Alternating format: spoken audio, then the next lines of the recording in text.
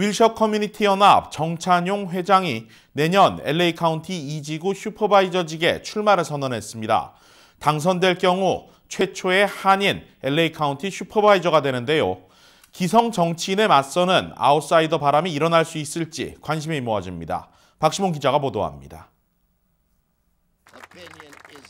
1년 전 오늘은 LA 시장과 시의장이 기자회견을 통해 일방적으로 한인타운의 임시 쉘터 건립을 추진한 날입니다. 이후 한인 커뮤니티는 물론 LA시 전체 노숙자 쉘터 문제는 큰 이슈로 떠올랐습니다. 결국 한인들을 대변하기 위해 정찬용 변호사가 나섰으며 이후 한인타운 중심부의 임시 쉘터 건립은 시정부가 한 발 양보했습니다. 그리고 1년이 지난 오늘 정찬용 변호사가 LA 슈퍼바이저의 출사표를 던졌습니다. 정 후보는 지난 1년을 돌아봤을 때 노숙자 문제가 전혀 해결되지 않은 점을 보고 누군가는 해결해야 한다는 생각이 들어 출마를 결심했다고 밝혔습니다. 그러니까 홈레스 문제, 그죠?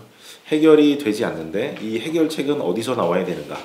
이것은 그냥 시의 문제가 아니고요. 어떻게 보면 스테이트와 연방 정부와 그다음에 로컬 정부 이걸 다 코디네이트하면서 큰 그림을 누군가 제대로 그려줘야 되는데 그 역할을 해야 되는 사람이 제가 볼 때는 슈퍼바이저인 것 같습니다. 하지만 정 후보가 넘어야 할 산들은 그리 만만치 않습니다. 허브 웨슨 시의장을 비롯해 헐리 미첼 전 주상원의원, 젠 페리 전 LA 시장 후보 등 전 현직 정치인들이 같은 지역에 이미 출마를 선언했습니다. 정 후보가 출마하는 LA 2지구는 코리아타운을 시작으로 남쪽으로는 칼슨까지 포함됩니다. 이 지역의 인구 분포를 살펴보면 흑인과 라티노, 백인이 30%씩 삼분화하고 있으며 아시아는 5%에 불과합니다. 그러니까 흑인 분들도 백인 분들도 유대인 분들도 그걸 초월해서 진정으로 이슈를 가지고 얘기하고 그거에 대해서 함께 의견을 나누고 그거에 대해서 겸허하게 얘기할 때 그거를 알아봐주고 그것을 지지할 수 있다. 그런 분들이 많을 것이다라는 저는 믿음이 있습니다.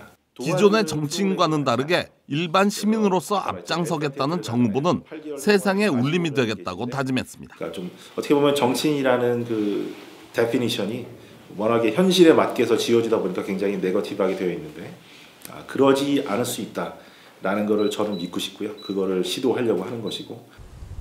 지난해 한인들의 투표 열기는 LA 선거 역사에 기록을 세우며 주류 사회 구성원임을 당당하게 보인 바 있습니다. 한편 정찬용 후보가 출마하는 슈퍼바이저 선거는 대선과 함께 내년 3월에 치러집니다. KBS 뉴스 박시몬입니다.